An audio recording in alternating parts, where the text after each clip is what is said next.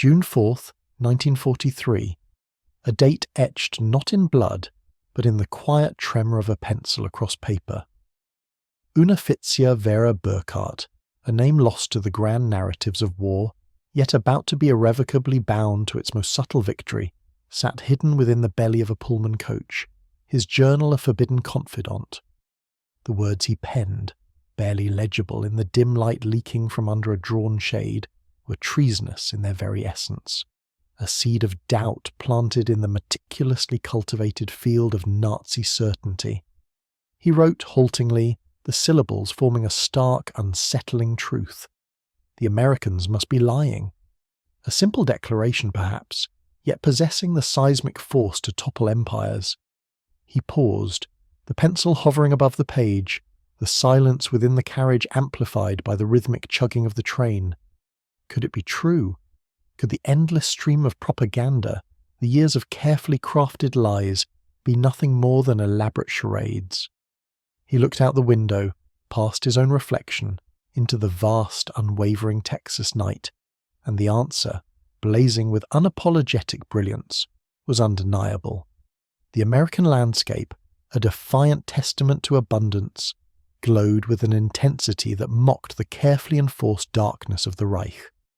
Electric lights, an extravagant display of untapped power, erupted from every farmhouse, danced along every street corner, winked from every shop window. A constellation of defiant sparks flung across the velvet cloak of the Texas plains. 10 o'clock, the hour when Germany would have been swathed in a mandatory suffocating blackness, a cloak against the imagined threat of Allied bombers. Here, light reigned supreme, a symbol of unbridled industrial might. In the fatherland, blackout regulations imposed since 1940 had become a suffocating symbol of the war itself. Even before the conflict, rural electrification was a distant dream, a mere whisper for barely 20% of German farms. A stark contrast, a chasm of disparity that threatened to swallow Una Fitzia's carefully constructed worldview whole. The train lurched, its wheels singing a song of American progress, and Una Fitzia refocused, attempting to reconcile what his eyes beheld with the indoctrination he had swallowed whole. He and 1,850 other veterans of Erwin Rommel's vaunted Afrika Korps had arrived, not crammed into cattle cars like livestock, not relegated to the indignity of freight wagons, but transported in cushioned Pullman coaches, replete with dining services and sleeping berths, a luxury, an extravagance that bordered on the surreal. He remembered the journey, the initial disbelief that had slowly given way to a gnawing sense of unease.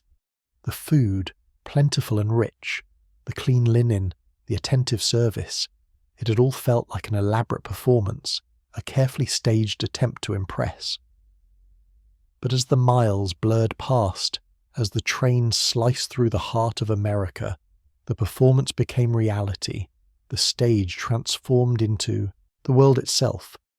The entire population of Mexia, Texas, a small town steeped in the traditions of the American South, had turned out to witness their arrival, a sea of faces, curious and wary, lining the tracks. None of them, not even the most astute observer, could have possibly comprehended the profound psychological transformation that this moment, this seemingly insignificant event would trigger. A systematic dismantling of Nazi ideology, brick by agonizing brick, through the sheer, overwhelming force of American industrial prowess. The mathematics of Allied victory, Una Fitzia realized with a chilling certainty, were not being scribbled on battle plans or whispered in clandestine meetings, but were being forged in the relentless fires of American industry, manifested in production statistics that would soon shatter every assumption these soldiers held about their enemies, their homeland, and their cause.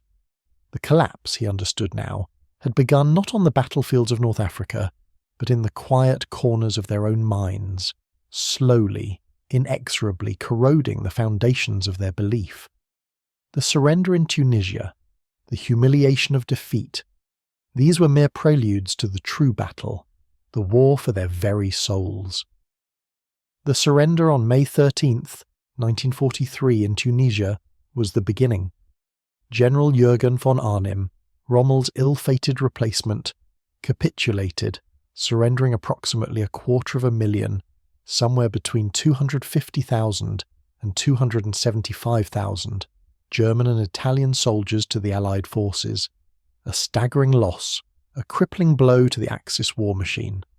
The numbers themselves were fluid, shifting as scattered units, pockets of resistance clinging to a desperate hope, continued to surrender over the following days, the desert sand soaking up the last vestiges of their shattered dreams. Among the captured were the Wehrmacht's most seasoned desert fighters, men who had once driven the British back to the very gates of Egypt, soldiers who had earned the grudging respect of even the legendary Montgomery himself. Men who had stared death in the face and laughed, now found themselves prisoners, their fate hanging in the balance. Their world, once defined by the roar of engines and the sting of sand, now constricted to the confines of barbed wire and the watchful gaze of their captors, and among them, a figure who would unknowingly become a chronicler of this internal revolution, Hetman Friedrich Radke, holder of the Iron Cross First Class, a veteran of the brutal French campaign, wounded twice in the unforgiving crucible of North Africa, a soldier's soldier, hardened by years of relentless conflict. His diary, a treasure trove of unfiltered observations, unearthed decades later in the sterile depths of the National Archives, would provide historians with an unparalleled account of the psychological impact of American captivity on German soldiers. A visceral, deeply personal narrative of disillusionment and reluctant awakening. The journey, the slow and often agonizing trek from the humiliation of defeat to the stark light of revelation, had begun in the teeming port of Oran, Algeria, a chaotic landscape of makeshift camps and displaced lives.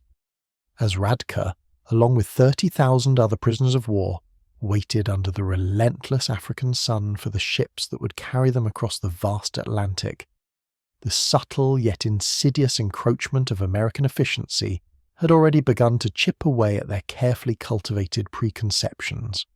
The United States Army, a seemingly inexhaustible machine of logistics and organization, processed thousands of prisoners daily with a precision that far surpassed anything the Wehrmacht had ever achieved, even at the zenith of its power.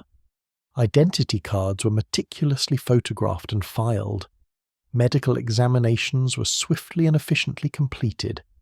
Inoculations were administered with a detached professionalism, and, perhaps most shockingly, the rights guaranteed by the Geneva Convention were clearly and concisely explained in fluent German by American officers who had been specifically trained for this precise moment. It was a display of competence, of meticulous planning, that was both unsettling and undeniably impressive. But the first true shock, the moment when the carefully constructed facade of Nazi propaganda began to crack in earnest, came with the food, a seemingly trivial detail, yet one that resonated deeply with men who had endured years of dwindling rations and unrelenting hardship.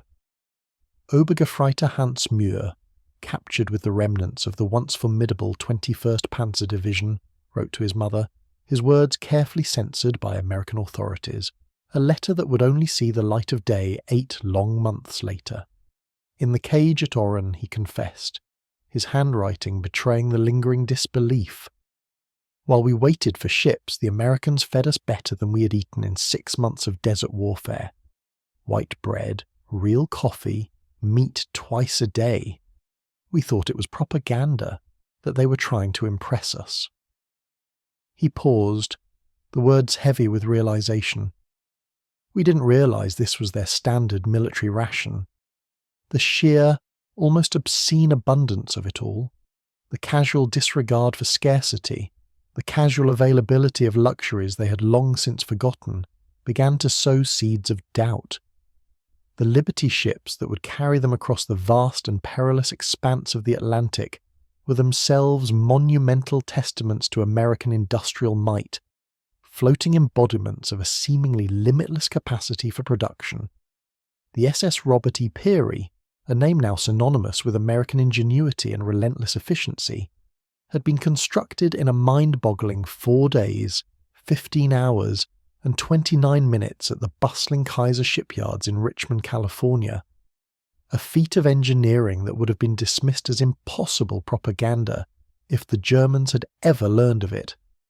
These vessels, churning out at an astonishing rate of 3 per day at the peak of production, were returning from their tireless mission of delivering vital supplies to the beleaguered European theatre.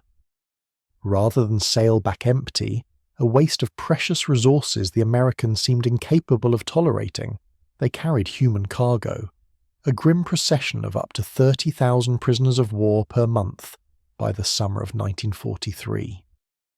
The ships were symbols of the New World. They were symbols of progress. They were also symbols of terror to the German soldiers on board. The American military used them as a scare tactic, not a means of transportation. This all was a part of the psychological destruction of the German soldiers' minds. They were showing them they had lost, which, in the long run, would be the ultimate destruction. The beginning of the end for Nazi Germany, Una Fitzia thought. The seeds of this destruction had been planted. The war machine continued to pump out propaganda, but it could not overcome the evidence that was in plain sight. He looked out the window again, the train still chugging along. How much longer could he pretend? How long could he resist the light? He would soon see just how much brighter that light could be.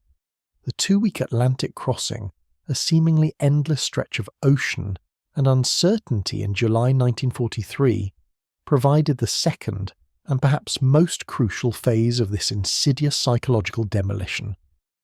Confined to the claustrophobic quarters of the Liberty ship, surrounded by the constant churn of the engines and the unwavering gaze of their American guards, the German prisoners of war were unwittingly enrolled in a floating classroom, a harsh and unforgiving school of disillusionment. Feldwebel Kurt Zimmermann of the 90th Light Division, a meticulous observer and diligent recorder, kept a detailed account of his experiences in a series of letters to his family, precious missives that miraculously survived the ravages of war and found their way home after repatriation. His words, poignant and unflinchingly honest, offer a rare glimpse into the gradual erosion of deeply ingrained beliefs, the slow and often painful realization that everything they had been told was a lie.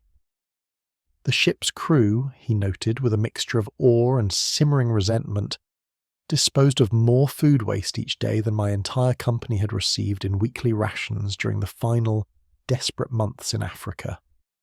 The waste itself was a spectacle, a jarring display of obscene abundance that defied comprehension. American sailors, seemingly oblivious to the value of such sustenance, casually discarded half-eaten steaks, tossed away whole loaves of bread, and poured gallons of milk that had merely sat too long down the drain. Acts of casual profligacy that sent waves of bewildered disbelief rippling through the ranks of the prisoners. They did this openly, Zimmermann wrote, his words tinged with a hint of bitterness, without thought, not to mock us, but because to them this waste meant nothing. Their supply was limitless. The sheer scale of American logistics, the seemingly inexhaustible pipeline of resources that flowed across the Atlantic, was a revelation that shook the very foundations of their worldview. The ships themselves, these ubiquitous Liberty vessels that had become synonymous with American industrial power, became floating textbooks in the harsh realities of war and the economic disparity that separated the combatants. The prisoners, driven by a mixture of curiosity and a desperate need to understand the forces that had led to their defeat, discovered that the vessel carrying them was merely one of our 2,710 Liberty ships that would ultimately be built during the war. A staggering number that dwarfed anything Germany could even dream of producing. Each one, they learned with a mixture of awe and creeping dread, required 250,000 individual parts, meticulously assembled from components manufactured in 32 different states, a testament to the intricate web of American industry, the interconnectedness of a nation operating at peak efficiency. The engines, They overheard from talkative American guards engines that seemed to throb with the relentless pulse of American power were built in 3 separate factories, each churning out 900 horsepower cylinders that were then assembled in ports that had barely existed 2 years earlier. The sheer scale of it all, the audacity of the ambition was breathtaking, a stark reminder of the vast chasm that separated Germany's limited resources from America's boundless potential. Lieutenant Colonel Wilhelm von Stobern, whose aristocratic Prussian family had served in every German war since the days of Frederick the Great, a man steeped in tradition and unwavering loyalty to the fatherland, would later write in his memoirs, his words heavy with the weight of reluctant acceptance. As our ship approached the American coast, I watched the radar antenna rotating above the bridge. This technology, which we believed only we, and perhaps the British possessed in limited quantities, was standard equipment on a cargo vessel. He paused, the silence of the page amplifying the impact of his words. It was then I first suspected that Germany had already lost the war. The radar antenna, a seemingly insignificant detail, became a symbol of technological superiority, a silent testament to the innovative spirit and industrial might of the United States. The realization, stark and inescapable, that the Americans possessed technological advantages that Germany could not match, was a devastating blow to the carefully cultivated myth of German invincibility. The journey across the Atlantic, far from being a mere transfer of prisoners, became a slow and methodical dismantling of Nazi ideology, a chipping away at the carefully constructed edifice of lies and propaganda.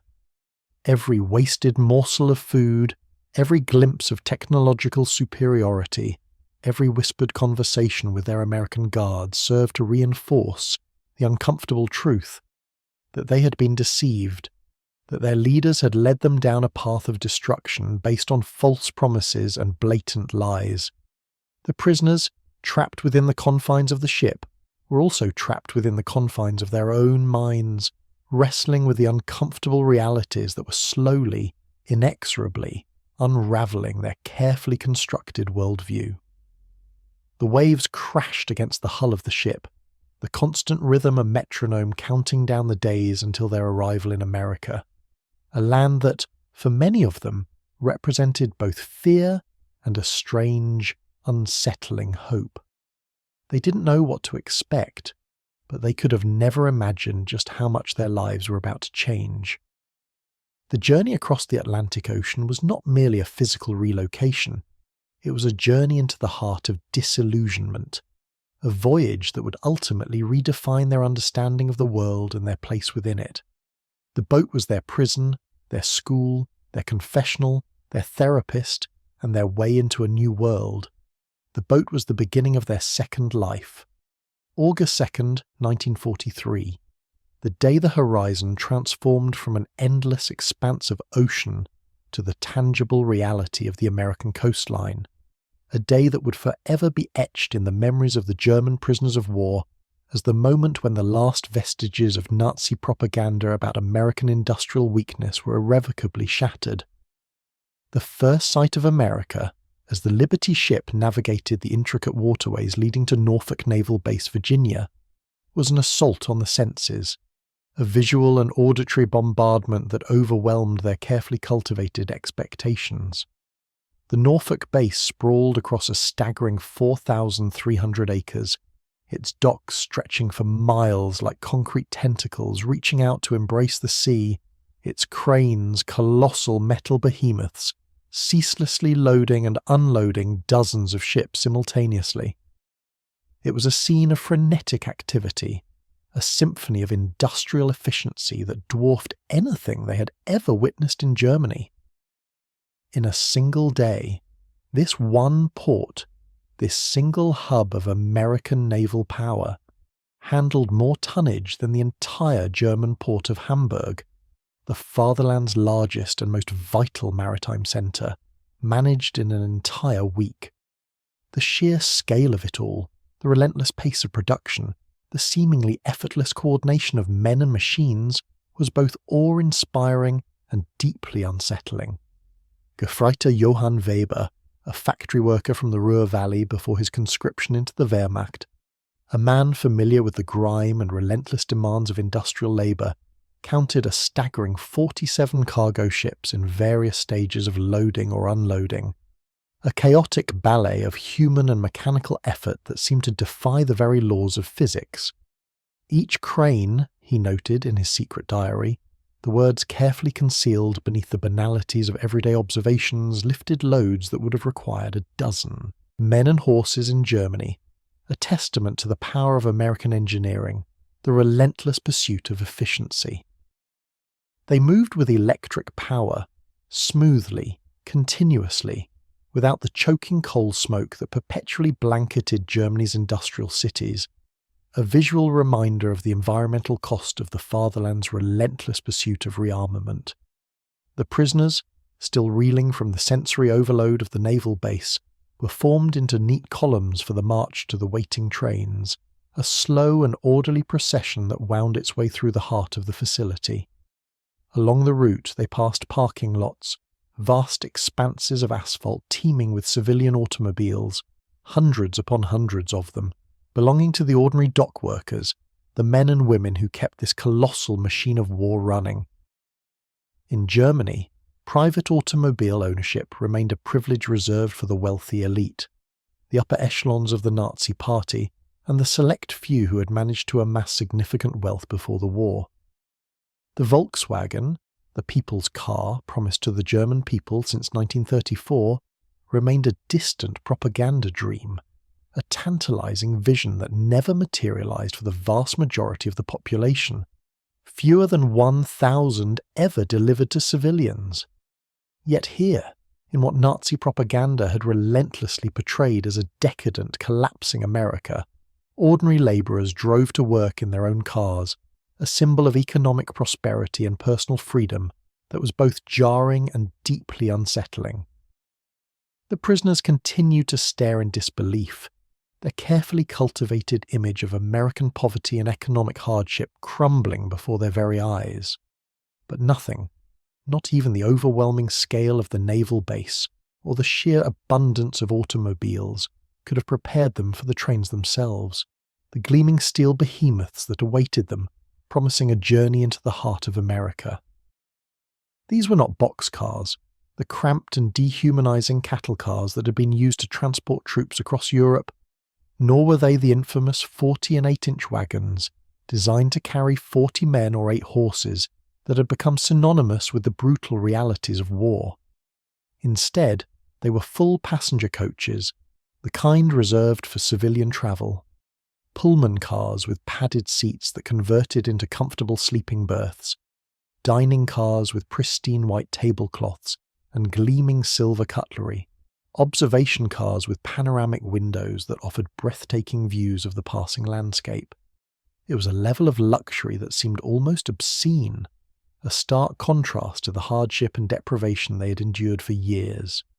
Hedman Radke, the chronicler of their psychological transformation, wrote, his words carefully chosen, "We boarded like tourists, not prisoners."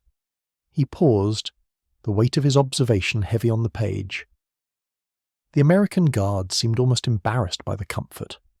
One sergeant, visibly uncomfortable with the opulence of the accommodations, apologized that the air conditioning wasn't working properly in their car, a seemingly trivial detail that spoke volumes about the vast difference in standards of living between the two nations.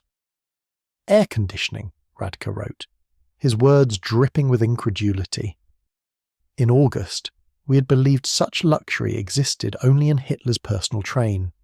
The 3-day train journey from Norfolk to the prison camps of Texas and Oklahoma, far from being a mere transportation exercise, would prove to be more destructive to Nazi ideology than any military defeat.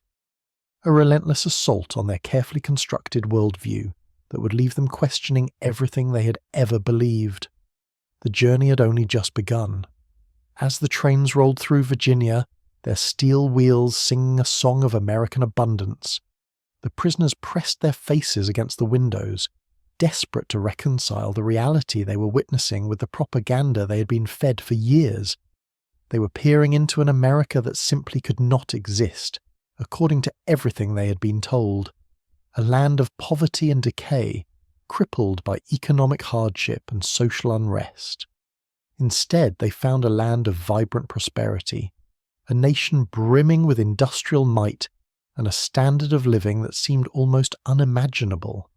Every small town they passed, every seemingly insignificant hamlet, blazed with illumination, a defiant display of electric power that mocked the enforced darkness of the Reich.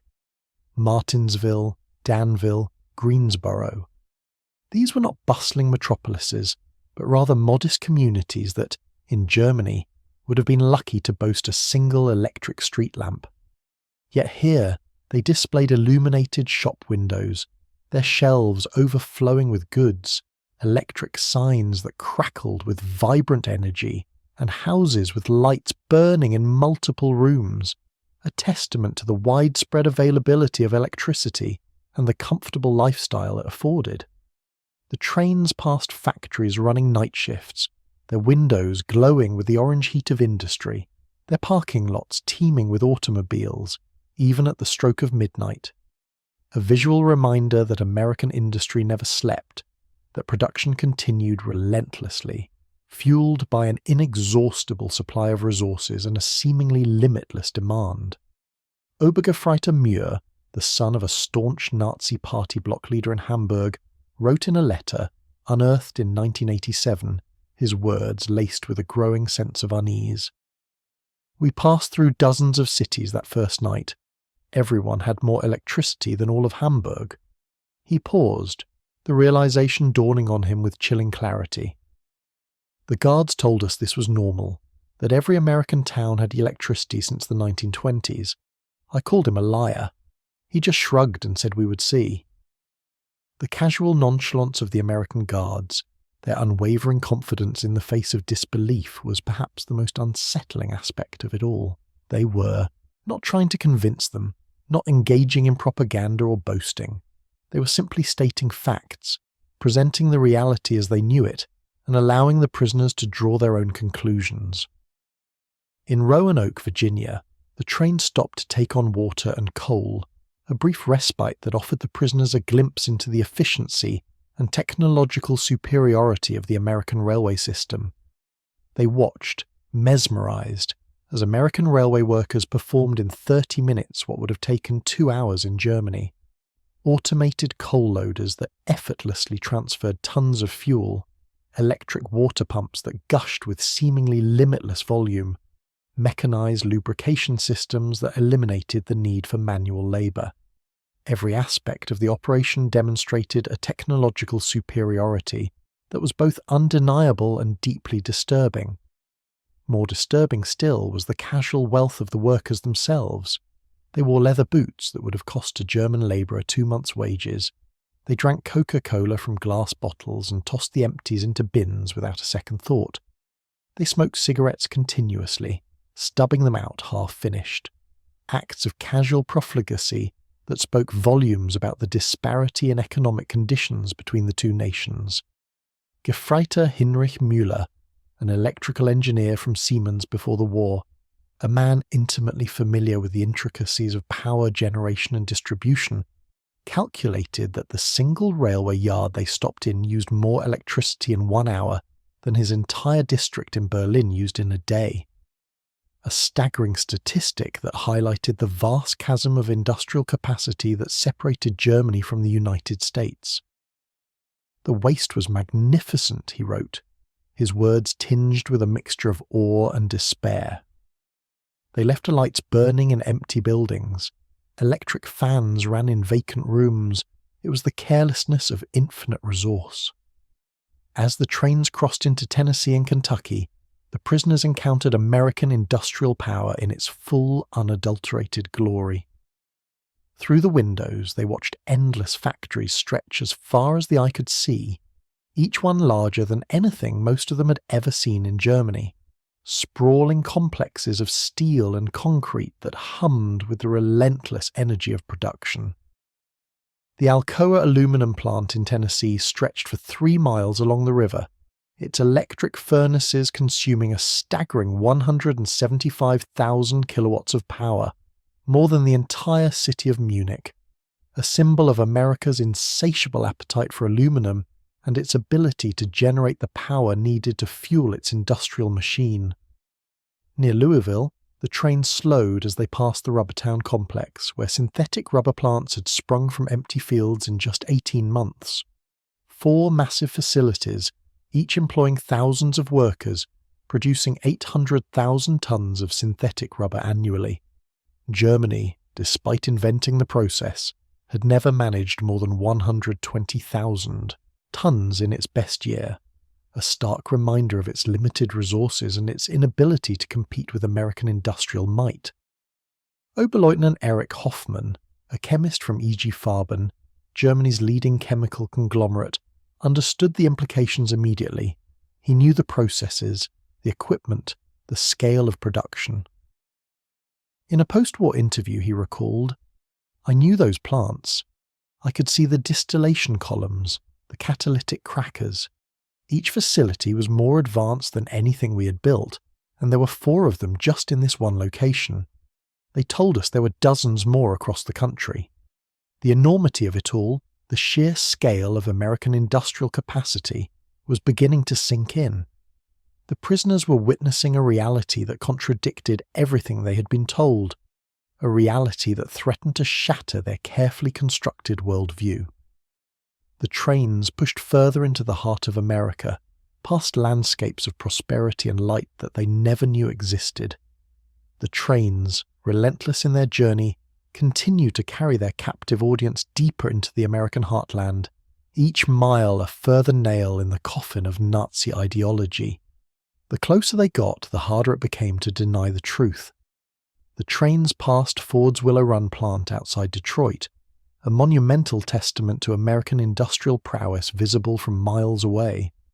This single factory, built in a mere 9 months, was producing a B-24 Liberator bomber every 63 minutes, a feat of engineering and logistical coordination that defied comprehension. At peak production, 42,000 workers assembled bombers from 1,550,000 parts, manufactured by 1,500 subcontractors, a vast network of interconnected industries, all working in concert to produce a single, devastatingly effective weapon of war. The plant consumed 2.5 million square feet of floor space and used more electricity than the entire German city of Cologne, a staggering statistic that highlighted the sheer scale of American industrial ambition.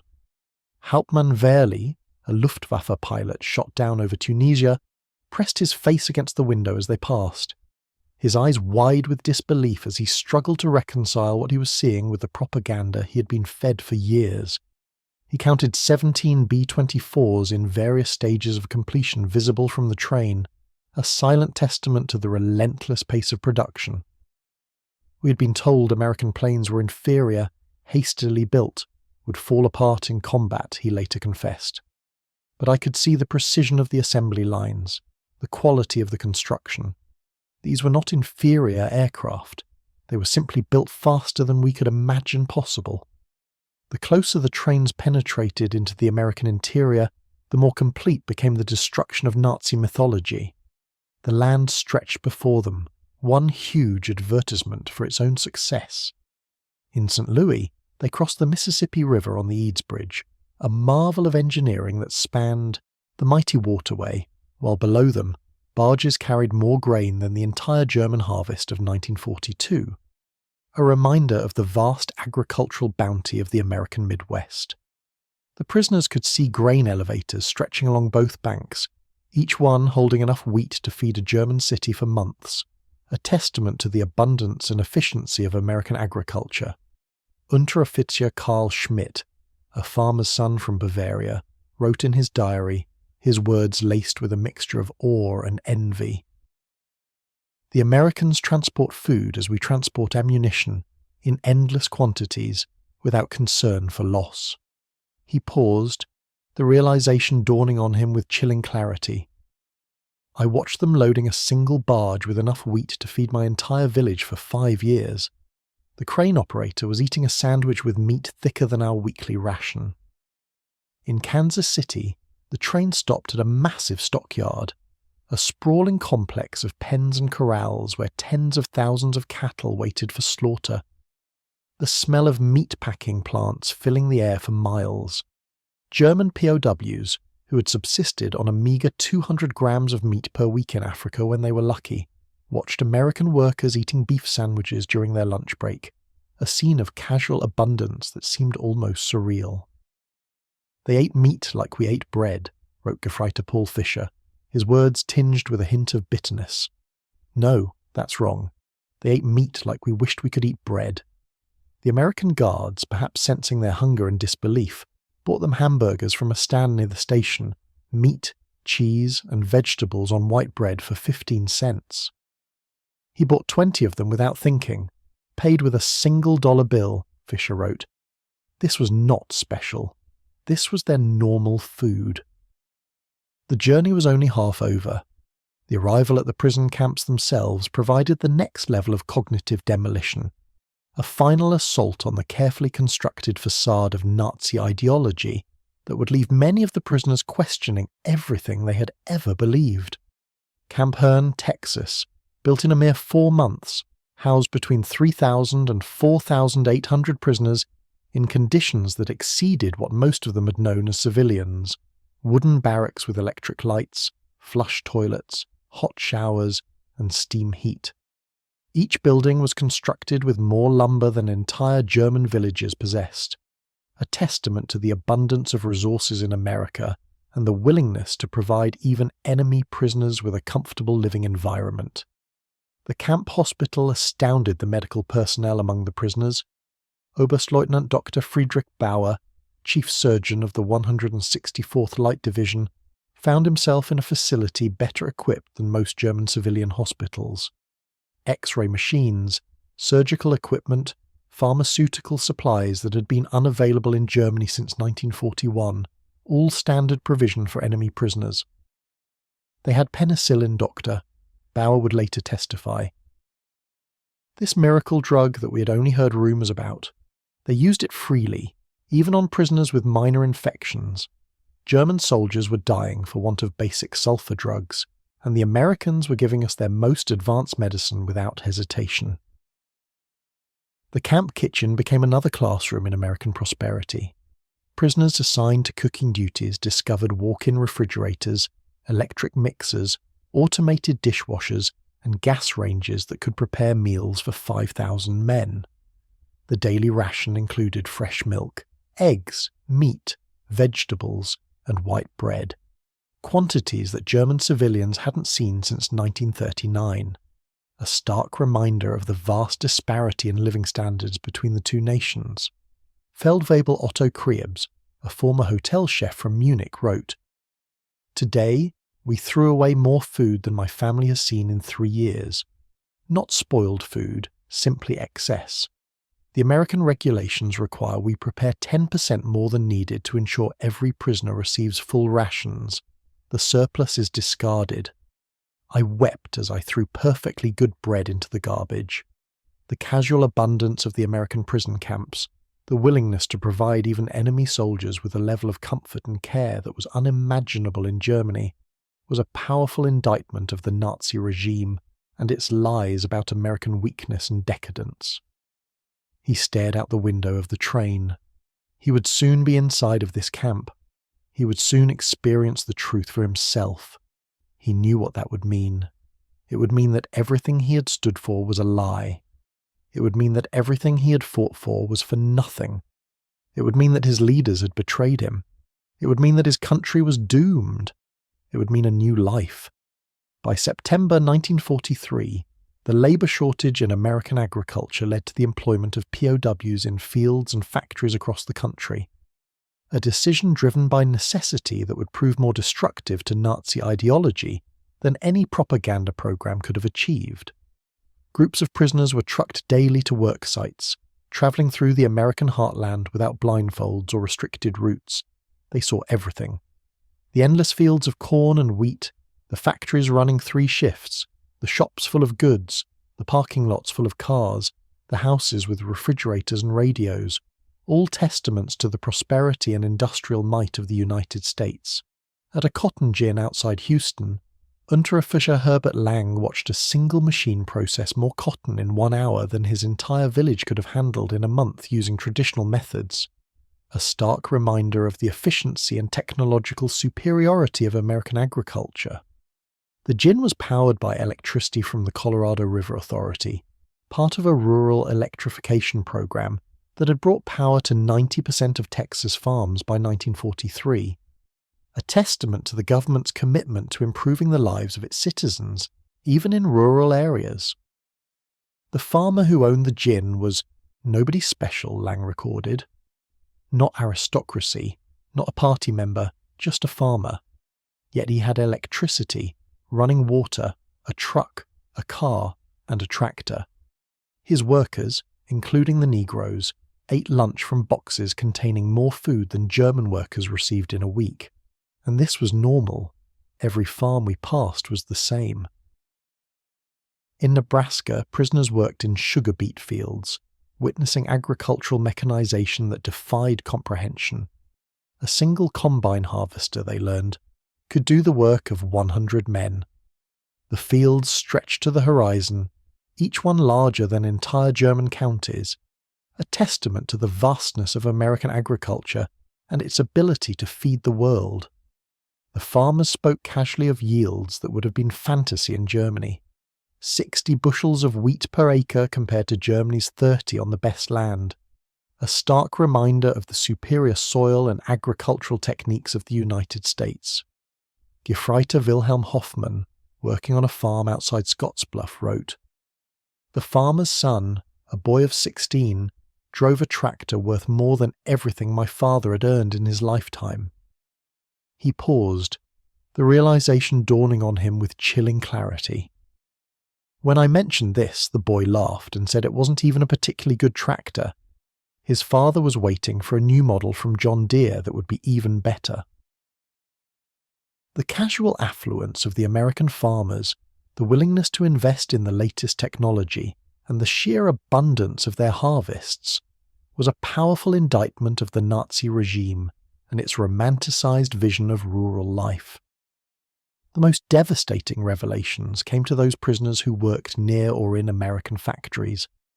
While Geneva Convention rules prohibited direct war production work, POWs could work in industries that freed American workers for military production. This technicality allowed thousands of German prisoners to witness American industrial capacity firsthand. At a Campbell soup factory in New Jersey, prisoners watched production lines that processed more tomatoes in a single day than most German factories handled in a month, a testament to the efficiency and scale of American food processing. The facility operated with a skeleton crew of women and elderly men, as most young workers were in the military, yet production exceeded peacetime levels, a testament to the ingenuity and dedication of the American workforce. Stabsfeldwebel Ernst Wagner, who had worked in a German food processing plant before the war, documented the experience. Everything was automated, he wrote. Electric conveyor belts, automatic filling machines, steam cookers that processed hundreds of cans simultaneously. One elderly woman monitored controls that managed what would have required 50 workers in Germany. She did this while listening to a radio and drinking coffee. Near Detroit, prisoners unloading coal at a power plant gained glimpses of the automotive industry's conversion to war production.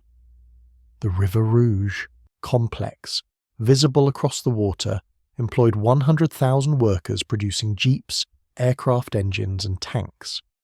The plant consumed 1.5 million kilowatts of electricity daily, more than the entire city of Hamburg. "We could see the parking lots," wrote Obergefreiter Franz Kellner.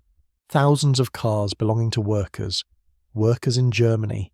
Even our officers rarely owned cars. Here, factory workers drove to work. The guard told us many workers owned 2 cars, one for work, one for family use.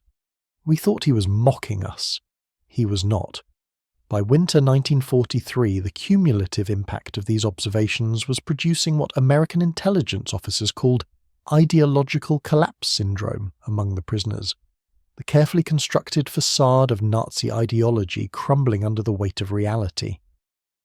The Special Projects Division, the secret re-education program run by the Provost Marshal General's Office, documented increasing numbers of prisoners requesting access to American newspapers, books, and educational materials. They knew that what they knew wasn't the truth. They were grasping for something to hold on to. They were looking for answers. The train continued. Major Paul Noland, a member of the monitoring team, reported in December 1943. The prisoners no longer argue when shown production statistics. They have seen too much. The most fanatical Nazis have become quiet. They still maintain loyalty to Germany, but no longer speak of victory. Many openly question what they were told about America. The camp newspapers produced by prisoners themselves began reflecting this transformation. Der Ruf, the Call, published at Fort Kearny, Rhode Island, gradually shifted from defiant nationalism to discussions of democracy, economic systems, and post-war reconstruction.